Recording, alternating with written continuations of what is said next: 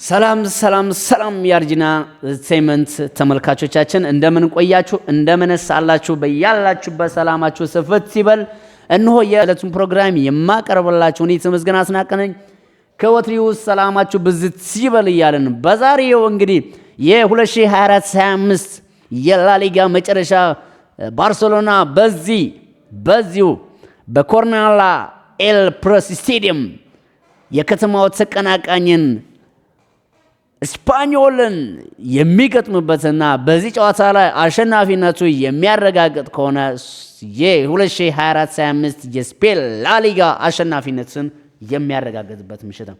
በዛሬ ጨዋታ ላይ በ2023 ባርሴሎና የላሊጋ አሸናፊ በሚሆንበት ጊዜ በዚህ ስቴዲየም አሸናፊነቱ ተረጋግጧል። በዚህ ስቴዲየም አሸናፊነቱ ከተረጋገጠ በኋላ በመሃል ሜዳ ሆነው ደስታቸውን በሚፈጥሩበትና በሚደሰቱበት ጊዜ አንዳንድ የስፓኞል ደጋፊ ሜዳውን ሰብሮ በመግባት ተጫዋቾች ወደ መግቢያ ክፍላቸው ወደ እረፍት ክፍላቸው ወሮጠው እንዲሄዱ ተመልክተናል።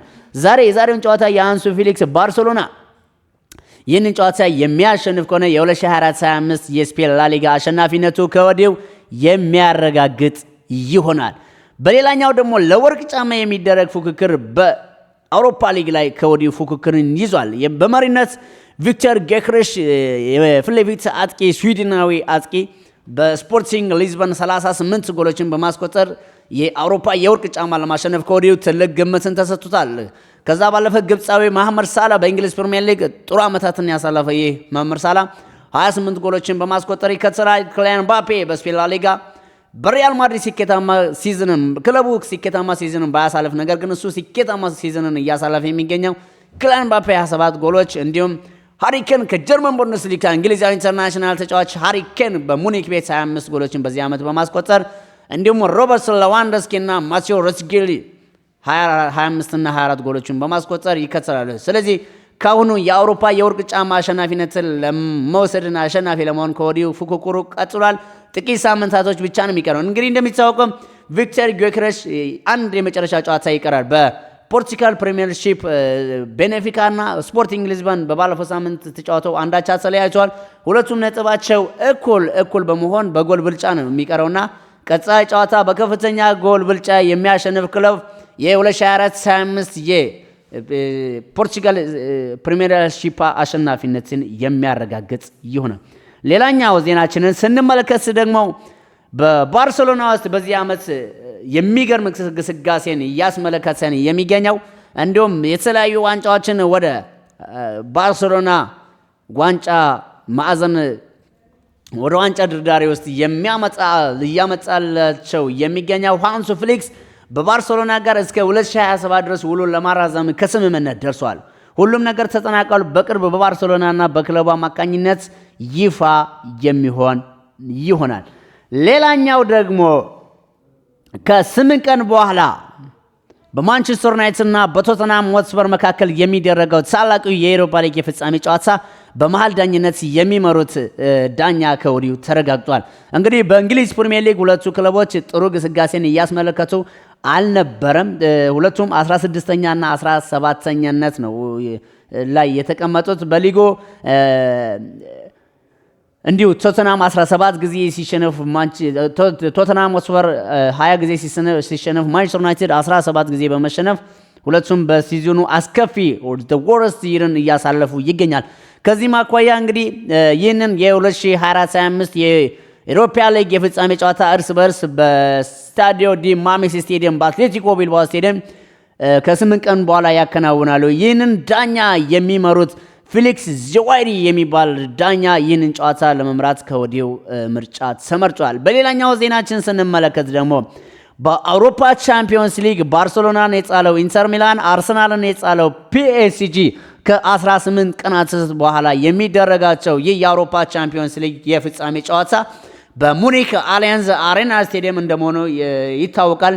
ይህንንም ጨዋታ በመሃል ዳኝነት የሚመሩት ከወዲሁ የአውሮፓ እግር ኳስ ፌዴሬሽን አስታውቋል። ሮማናዊ ኢንተርናሽናል አርቢተር ስቴቪን ኮቫችስ በፔዚችና ኢንተር ሚላን መካከል የሚደረገውን የአውሮፓ ቻምፒዮንስ ሊግ የፍጻሜ ጨዋታ በመሃል ዳኝነት የሚመሩ ይሆናል። ሌላኛው ደግሞ ስንመለከት በኮንፈረንስ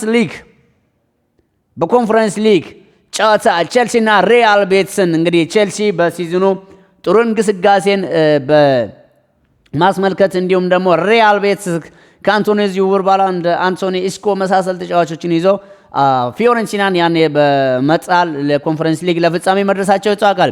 በቼልሲና በሪያል ቤቲስ መካከል የሚደረገው ይህም ከ15 ቀናት በኋላ የሚደረገው ይህም ጨዋታ በኮንፈረንስ ሊግ ቼልሲና ሪያል ቤቲስ መካከል የሚደረገው የአውሮፓ ኮንፈረንስ ሊግ የፍጻሜ ጨዋታ ቦስኒያዊ ኢንተርናሽናል ኤርፍራንሳን ቤልጄቶ በመሃል ዳኝነት የሚመሩት ይሆናል። ክቡራንና ክቡራን አድማጮቻችን በሌላኛው ዜናችን ስንመለስ ደግሞ ብሬኪንግ ኒውስ ይላል ስካይ ስፖርት ሊያም ዴላፕ ወደ ማንቸስተር ዩናይትድ ለማቅናት እጅጉን ተቃርቧል። ይህም በኢፕስዊች ታውን ላይ ጥሩን እንቅስቃሴን ሲያስመለክት የነበረው ኢንተርናሽናል እንግሊዛዊ ተጫዋች ወደ ማንቸስተር ዩናይትድ ሊያመራ እጅጉን ተቃርቦናል ይላል። በሌላኛው በጠዋቱ ዘገባችን እንደተመለከትነው ፋብሪዚዮ ሮማኒዮ ባየር ሙኒኮች የጆናታን ታህ ዝውውር ለመጨረስ እየተቃረቡ ነው። ሙኒኮች ለተጫዋቹ የ3 ዓመት ኮንትራክትን ያቀረበለት ሲሆን የተጫዋች ምላሽም በባየር ሙኒክ በኩል ይጠበቃል ይላል ፋብሪዚዮ ሮማኒዮ የዕለቱን ዘገባችን እንደዘገበው አኳያ። በትናንትናው ምሽት ሰንደርላንድ በመጨረሻ ደቂቃ ተአምር ወደ ሊጉ ለማድረግ የሚያደርገውን የፍጻሜ ጨዋታ ደርሷል። ዛሬ ምሽት በትናንት ምሽት በኮቨንተሪ ያስተናገደው ሰንደርላንድ በኮቨንተሪ በፍራንክ ላምባርድ የሚመራ ኮቨንተሪ በሜዳ 2-1 ከተሸነፈ በኋላ በሰንደርላንድ ሜዳ 1-0 በማሸነፍ በተጨማሪ ደቂቃ 121ኛ ደቂቃ ላይ ሰንደርላንዶች በማስቆጠር እንግዲህ ሰንደርላንድን በእንግሊዝ ፕሪሚየር ሊግ በተደጋጋሚ ጊዜ የምናውቀው ክለብ ወደ ሁለተኛው ሻምፒዮንሺፕ ከወረደ በኋላ ለማደግ ብዙ የተቸገረ ክለብ ነው። ዛሬ የመጨረሻውን ምዕራፍ ላይ ይገኛል። ይህም ከ10 ቀናት በኋላ በግዙፉ ዌምብሊ ስቴዲየም ሰንደርላንድ የፍጻሜን ጨዋታ ለማድረግ ሼፊልድን የሚገጥም ይሆናል። ከሁለቱ አንዱ አሸናፊ ወደ ፕሪሚየር ሊጉ ያድጋል። ማንስ ወደ ሊጉ ያልፋል? እስኪ ገምቱ። ሼፊልድ ዩናይትድ ወይስ ደግሞ ሰንደርላንድ? ሌላኛው የዜና አውታራችን ቪክተር ጌክረስ ወደ አርሰናል የፖርቱጋሉ ጋዜጠኞች የፊት ገጻቸውን እያጥለቀለቁ በዛሬ ምሽት አንግተዋል። ፋብሪዚዮ ሮማኒዮ በሌሊት በቪዲዮ ኮንፈረንስ ላይ በማንቸስተር ዩናይትድና ማቲያስ ኩና ስምምነት ላይ ምንም ለውጦች የሉም፣ ንግግሮች በሁለቱም በኩል አወንታዊ ስሜቶችን ይዘዋል ቀጥለዋልም። በስምምነቱ ዝርዝሮች ላይ መስረት ላይ ሲገኝ ስምምነቱን ለመጠናቀቅ ከፍተኛ ደረጃ ላይ ይገኛል። ይህ ብራዚላዊ ኢንተርናሽናል ተጫዋች ጥሩን እንቅስቃሴን በወልቭስ ቤት በዚህ ዓመት እንዳከናወነ ተገልጿል። ሌላኛው አሳዛኝ ብሬኪንግ ኒውስ የኖቲንጋም ፎረስቱ አጥቂ ታይሙ አዋኒ በድንገተኛ ሰርጀሪ ምክንያት ኮማ ውስጥ መግባቱን ተረጋግጧል።